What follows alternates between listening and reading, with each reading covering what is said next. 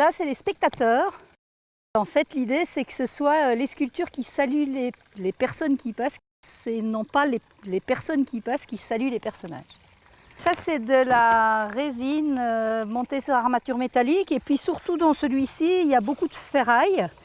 Donc de la poudre de métal que je concasse et ensuite ça rouille. Donc j'aime bien l'idée que ce soit de la résine, c'est du plastique, mais en même temps c'est vivant et ça rouille.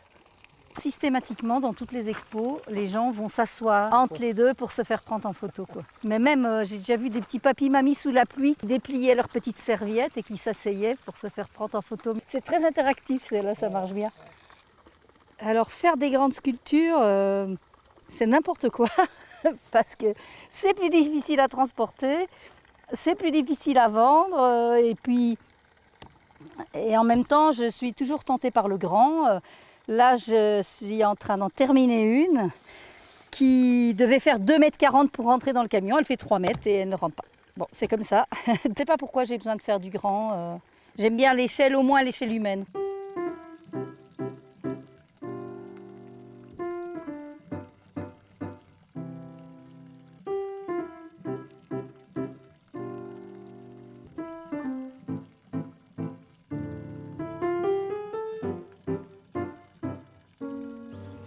Donc ici, on a père et fils. Père et fils qui se regardent et en même temps, le fils a envie qu'il regarde et on a l'impression que le père regarde au-dessus de son épaule. On ne sait pas trop. L'idée, c'est toujours le lien entre les gens. Là, c'est leur histoire. On ne sait pas toujours ce qu'ils attendent l'un de l'autre. J'ai voulu travailler sur les regards parce que c'est ce qui me paraît important. On sent que celui-ci est plus dans l'attente. Et puis lui, est-ce qu'il ose le regarder? On ne sait pas. C'est toujours de la résine, donc avec des charges métalliques. Dans celle-ci, c'est un peu plus de poudre de bronze. Donc elle se patine un peu, elle verdit un peu. La résine, ça vient jamais vite parce que dès qu'il y a quelque chose qui n'est pas juste, il faut disquer, recoller. Comme c'est des originaux, c'est pas fait dans un moule, hein. Donc il n'y a rien qui est simple en résine parce que chaque fois, il faut déplacer, recouper, recoller. Et ce que je travaille le plus, c'est toujours le regard. À la fin, quand les pièces sont pratiquement finies, je cherche vraiment l'expression du regard, c'est ça qui finalise la pièce. Les grandes mains, toujours présentes dans mon travail, c'est forcément fait exprès parce que quand c'est disproportionné à ce point-là, oui. Et pour moi, les mains, c'est ce qui lie les gens entre eux. C'est aussi mes outils de travail, c'est ceux qui touchent, ceux qui caressent, ceux qui frappent parfois aussi. Enfin, les mains, c'est vraiment pour moi ce qui lie les gens.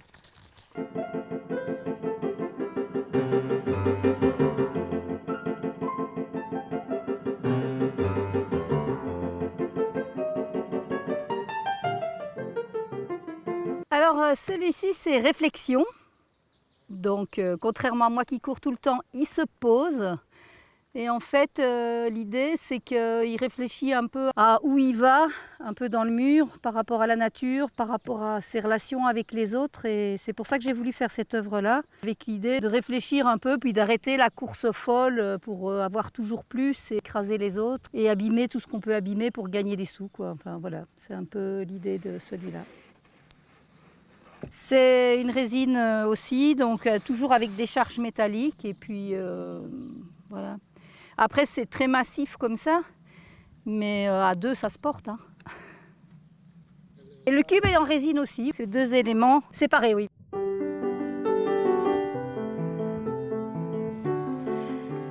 Alors là ça s'appelle Sage, voilà, donc c'est un petit couple amoureux et puis un peu intimidé.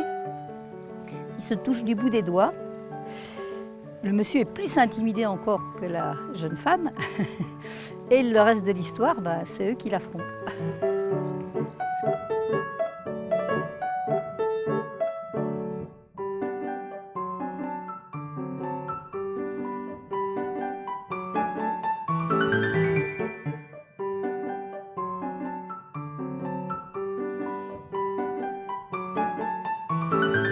C'est pas vraiment des trolls, en fait c'est un travail un peu différent, c'est un travail assez ludique puisqu'en fait c'est le morceau de bois qui fait que c'est cette tête-là.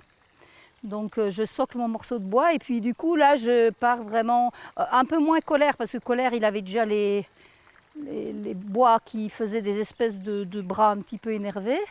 Et sinon, c'est vraiment la forme. Ici, ça a été un peu plus danseur. Et c'est vraiment la forme du bois qui fait que c'est ce personnage-là. Voilà, il y en a qui sont plus calmes. C'est un peu les expressions humaines sur... voilà, c'est les êtres de bois. En terre cuite à grès, donc ça peut rester dehors même en hiver. Hein. Donc je travaille la terre sur le bois, je désassemble. J'essaye de faire un peu plus grand parce qu'au séchage ça rétrécit. Et puis après je cuis et je réassemble en fait. Moi, il neige dessus, ils ont des petites crêtes de neige en hiver. Non, non, non, ça craint pas du tout. Moi, ils restent dehors tout le temps. Hein. Ils restent dehors tout le temps.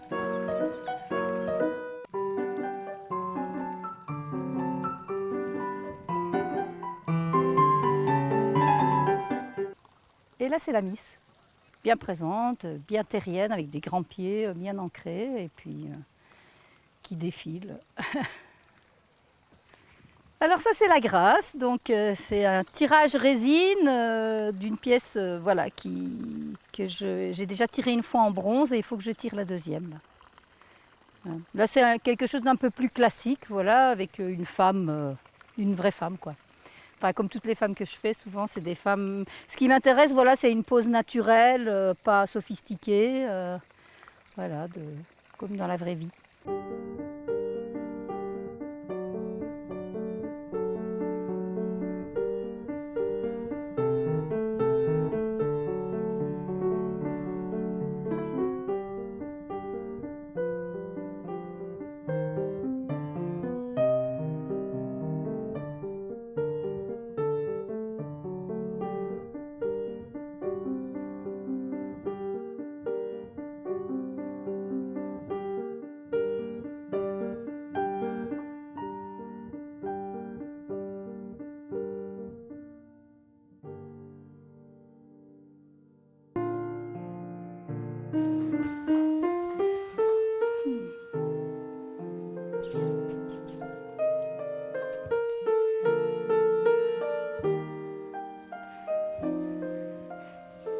Le rouge, l'orange, le jaune, c'est le vivant pour moi, quelque chose d'un peu dynamique. Et ici, j'ai fait le choix de mettre que les variations rouges en fait. J'ai pas mis de nu, il n'y a que des variations rouges. Donc c'est un travail de 2 ans que j'ai fait à l'acrylique en cherchant dans le rouge ce que je pouvais trouver. Alors ce que j'aime bien dans ces tableaux-là, c'est que c'est ouvert. C'est-à-dire que moi, je n'ai rien mis. Il n'y a pas de paysage, il n'y a pas d'intentionnalité. Et puis dans les expos, les gens disent « Ah oui, mais ça c'est un volcan, c'est la mer ». Et j'aime bien cette idée que justement ça reste ouvert et chacun peut se l'approprier.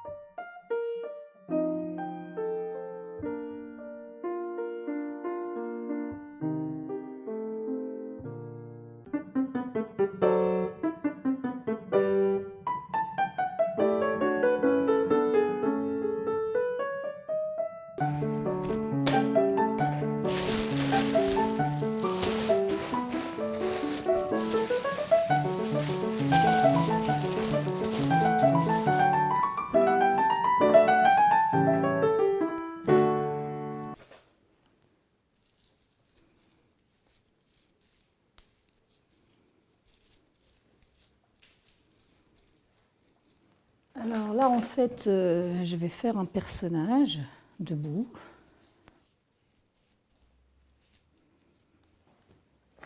Je ne sais pas encore tout à fait ce qu'il va devenir. Je pense qu'il va regarder en l'air. Et en fait, j'utilise une terre très granuleuse, très chamottée. Et là, sur celle-ci, je travaille à la potence. Donc ça me permet de travailler n'importe où, sans être attaché en bas. Après, je ne travaille pas tout le temps à la potence. J'aime bien aussi poser un gros pan de terre et travailler au marteau. sur des formes plus grosses. Quand c'est un personnage fin comme là et debout, bon, je travaille à la potence. En plus, la potence, ça donne une verticalité, c'est-à-dire que le personnage, même s'il est sur la pointe des pieds, le fait de l'avoir travaillé comme ça, je pourrais le mettre debout, il va tenir debout, quoi. J'ai fait le massage, je l'ai fait comme ça, à 2 mètres, avec une potence, avec une grosse courde à nœuds, avec une poulie au plafond. Cette terre, elle a l'avantage d'être très chamottée, donc on peut faire du grand qui tient bien. Elle a l'inconvénient d'avoir des gros grains, donc quand on fait les visages, parfois c'est un peu plus compliqué. Mais j'aime bien, c'est une terre physique.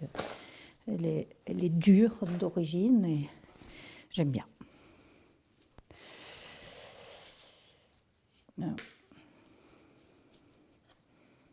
En général, je fais beaucoup de personnages de 60 cm. C'est une taille qui me va bien. Après, j'aime pas trop travailler le tout petit. Puis bon, j'ai une propension à aimer le grand. En grand, ben, je travaille la résine parce que j'ai travaillé aussi la terre en 2 mètres, mais après, il faut cuire les pièces, il faut construire les fours. Enfin, j'aime bien tout ce côté technique aussi, mais après, c'est trop lourd pour transporter. Donc du coup, je suis passée à la résine qui me permet de faire du grand, pas trop lourd et qui résiste en extérieur. Après, comme matériau, j'aime moins la résine parce que c'est pas plastique, parce que je peux pas le modeler comme je veux, il faut disquer quand c'est pas juste. Enfin, il y a un côté vraiment plus désagréable à travailler. C'est pas plastique, je peux pas le toucher avec mes mains comme je le fais avec la terre. Après, oui, moi j'aime bien le grand. Alors, en plus, ça n'a pas forcément de sens de faire des sculptures de 2,50 m. Après, on ne sait pas comment les transporter, mais j'ai besoin du grand, quoi. Pour ça aussi, je travaille la neige à Valloire. C'est des blocs de 4,50 m de haut. J'aime bien ce côté physique aussi avec la matière. Après, sur une grande, je travaille presque 1 an. Hein. Alors, quand je commence une sculpture, en fait, je commence directement dans la terre. Donc là, je travaille à la potence parce que je sais que ça va être un personnage debout. Sinon, le personnage se construit vraiment en cours de route. Voilà, là, pour le moment, il a un bras vers le bas, mais je pense qu'il va avoir un bras vers le haut. Donc ça change tout le temps. Et en fait, je dessine jamais. J'aime bien travailler directement dans la matière. Et puis, en fait, je ne vais pas dire que ce n'est pas moi qui sculpte, mais ça se transforme tout le temps. Alors, une forme qui naît va me donner envie d'autre chose. En fait, c'est une question d'équilibre. C'est une question de...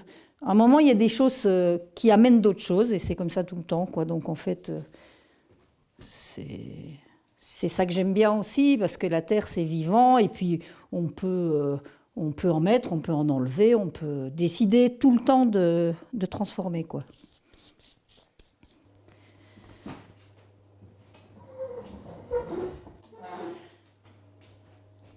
Peut-être un personnage qui aura le bras vers la lune, ou je ne sais pas encore. Alors, ce personnage, il ne va pas être tout seul. Et pour le moment, je travaille un peu sur une série sur le thème voilà, des migrants, de l'exode. Et donc, il est un peu dans la poursuite d'une autre œuvre qui est là-bas, qui est une barque avec plusieurs personnages.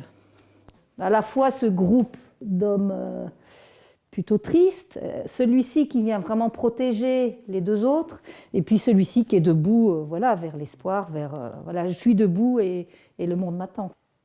Il y a cette barque aussi qui est un petit peu un frêle esquif et qui est aussi travaillée dans l'esprit de quelque chose qui est fragile et puis qui a vécu. Okay. Voilà, donc je fais souvent des gens ensemble, des humains. En fait, principalement, je travaille que sur les humains. Alors pour le moment, je travaille... je ne sais pas si ce sera une série, et pour le moment, il y a déjà 3 personnages qui sont la patine. C'est des gens qui ont traversé les océans, qui sont arrivés avec celui du milieu qui est fatigué, qui est un peu au bout de la course, et puis les deux autres qui le soutiennent. J'aime bien cette idée que l'humain peut être beau aussi et être dans la bienveillance, dans l'empathie. Je travaille que des personnages pour le moment debout.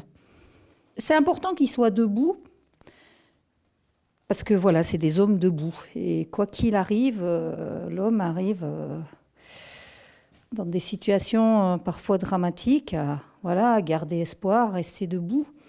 Et en général, je travaille souvent plusieurs personnages, des personnages en lien. Ça peut être, j'ai travaillé beaucoup sur le couple, sur la mère, l'enfant, le père, l'enfant.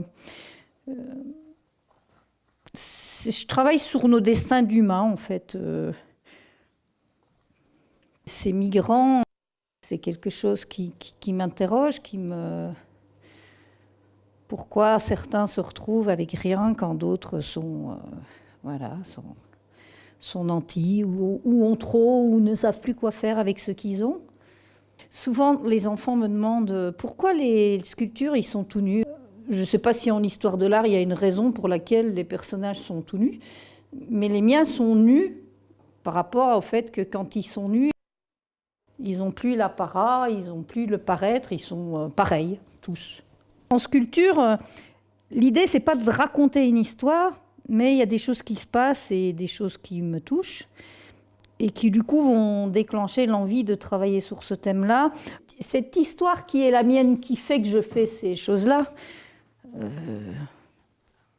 peut-être inconsciemment en réparation, je ne sais pas du tout. Mais je fais des humains qui sont destinés, puisque maintenant ils sont quand même destinés à l'exposition au départ, alors qu'au contraire, au tout départ, les premières pièces n'étaient pas destinées à être forcément montrées, puisque j'ai mis 10 ans avant d'exposer.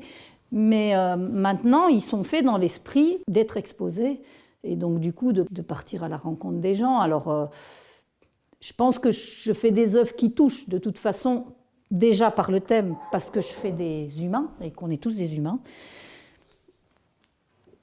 Et puis voilà, après, comme c'est des œuvres plutôt expressives, c'est une rencontre aussi. Le public, il voit un homme et il voit cet homme avec le regard qu'il a, avec la couleur qu'il a, avec peut-être la souffrance qu'il a. Et voilà, je pense que ça touche d'une manière ou d'une autre. Moi, ce qui revient dans les expos, que les gens disent, ou quand ils viennent ici, c'est qu'ils sont vivants. Et moi, c'est ça qui m'intéresse, qu'ils soient vivants, qu'ils aient une histoire et qu'ils soient vivants.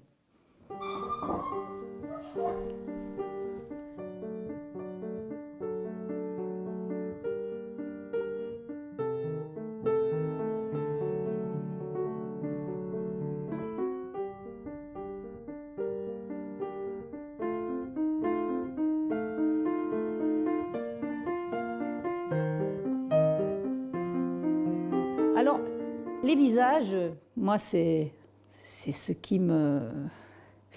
Souvent, je fais les visages à la fin, mais pas toujours, ça dépend. Parfois, il y a juste deux, trois petites boules de terre qui font qu'il y a déjà quelque chose. Alors, quand ça vient vite comme ça, je le laisse, je ne le finis pas tout de suite, parce que... Après, les visages sont très, très importants pour moi, parce que, oui, il y a l'expression. Moi, je suis quand même un sculpteur d'expression. Même quand je fais des poissons, c'est des hommes-poissons, c'est pas des poissons. C'est l'expression et l'émotion qu'on peut ressentir qui m'intéressent. Après, sur des visages, je peux travailler des heures et des heures. J'ai fait un Maasai de 2 mètres. J'ai travaillé 1 semaine sur les yeux parce que je voulais qu'il ait à la fois le côté enfantin des Maasai et puis qu'il ait un peu la nostalgie de tout ce qu'il avait perdre avec tout ce qu'on lui amène comme cochonnerie, comme on fait partout dans le monde de toute façon. Et du coup, j'ai travaillé pendant 1 semaine complète sur le visage, quoi, et sur les yeux. Le regard est très important. Et au niveau de l'expression, pour moi, c'est surtout le regard et les mains, quoi. Les mains, c'est vraiment quelque chose que je trouve très expressif. Voilà, parfois les gens parlent, ça fait comme un ballet, on ne sait pas. Il y a des gens qui ont des mains toutes ridées, du coup, avec aussi l'histoire qu'ils ont, de ce qu'ils ont fait. Enfin, les mains, c'est très important aussi. J'essaye, en fait, moi, de composer aussi avec mon compagnon. Donc j'essaye de ne pas me lever la nuit pour venir dans l'atelier parce que je sais que sinon je viendrai tous les jours. Parfois, je me relève quand même de la nuit pour aller gratter un peu une pièce que j'ai laissée sur le congélateur en prévision. Voilà. Ouais. Après, je pense que l'esprit est tout le temps pas en ébullition, mais je ne pense pas forcément à l'histoire de la sculpture, mais j'ai le besoin d'aller de vivre avec elle, quoi, et de la toucher et de la faire évoluer, plus que l'idée de me dire tiens, aujourd'hui, ce bonhomme, je vais lui faire mettre son bras comme ça ou comme ça. Ça, non, parce qu'en fait, ça vient pendant que je travaille, quoi. C'est pas intellectualisé, quoi. C'est pendant que je travaille. Je pourrais sculpter jour et nuit, oui. C'est étonnant parce qu'en même temps, la sculpture, quand elle est finie, elle va vivre sa vie à elle. Et les pièces m'intéressent moins quand elles sont... elles sont de moi, elles sont importantes, mais celle qui est presque la plus importante, c'est celle qui n'est pas encore faite, c'est celle qui est en train, c'est celle qui... Voilà quoi. Quand la pièce est finie, elle va... Au début, je me disais, voilà, les toiles, c'est pareil. Au début, bah, hop, je les mettais contre le mur, puis elle est finie, c'est fini, quoi. Et après, quand j'ai exposé, j'ai trouvé aussi que, justement, dans l'exposition et dans le regard de l'autre, justement, la pièce, elle va vivre autrement, quoi. Parce que là, elle vient de mon histoire, la pièce. Et puis, dans l'exposition, elle va croiser l'histoire des autres. Et les histoires vont se rencontrer ou pas, parfois se rencontrer difficilement parce que justement il y a des pièces, je pense à des pièces comme Le Cri ou des pièces comme ça qui sont pour certaines personnes qui sont trop dures pour elles, mais peut-être aussi par rapport à leur histoire à elles, quoi. Et c'est pas forcément la même histoire. Il y a des gens qui voient dans mes pièces des trucs que j'y ai pas mis du tout. C'est normal. Les sculptures, je les fais d'abord pour moi. Je ne les fais pas pour quelqu'un en particulier ou une demande. D'ailleurs, c'est très difficile de travailler sur demande. Et en fait, je ne sais pas d'où vient ce fait d'être devenu sculpteur. J'ai toujours été attirée par la sculpture, la peinture. Je voulais faire les beaux-arts. Mes parents n'ont pas voulu, bon, comme la plupart des gens, parce que ce n'est pas un métier sérieux. Mais après, de toute façon, j'y suis retournée en cours. Voilà, j'ai fait quelques cours au niveau de la céramique surtout. Et en fait, je ne suis pas originaire d'une famille d'artistes. Je sais qu'il y avait un grand-oncle qui dessinait dans mon cahier de poésie et qu'on voyait une fois par an. J'avais un beau papillon, je trouvais ça magnifique. Mon grand-père faisait de la peinture un peu, mais je ne l'ai pratiquement pas connu. Et récemment, je me suis dit... En Belgique, à Namur, il y a une sculpture magnifique, enfin que moi je trouvais magnifique. C'est un énorme cheval très dynamique qui est sur un socle et qui s'élance vers la Meuse. C'est une sculpture un peu à facettes, pas vraiment cubiste, mais les personnages sont assez tendus comme ça. Et chaque fois que je passais, quand j'étais petite, en voiture à cet endroit-là, je trouvais ça magnifique, quoi. Mais je m'en suis rendu compte que beaucoup plus tard. Ce qui était d'ailleurs rigolo, c'est que ma mère disait « Qu'est-ce que c'est moche ce truc-là » Et moi, je ne sais pas quel âge j'avais, mais je trouvais que c'était vraiment superbe, quoi. Alors, est-ce que ça a influencé le fait que je suis devenue sculpteur? Je ne sais pas. Je n'ai pas l'impression d'avoir choisi d'être sculpteur, mais je ne peux pas faire autrement. C'est comme si je faisais ce que j'ai à faire, quoi. Comme si j'étais, enfin pas que j'étais là pour ça, mais je ne pourrais pas décider d'arrêter comme j'ai pas décidé de commencer, quoi. Et puis je peux sculpter. Il y a un côté un peu peut-être égoïste aussi parce que je peux sculpter pendant des heures, ça coupe aussi un peu du monde parce que je suis que dans ma sculpture et voilà, je pourrais rester. Jusqu'à demain matin sans manger. Voilà, il est commencé, il est là, donc c'est lui qui guide, quoi.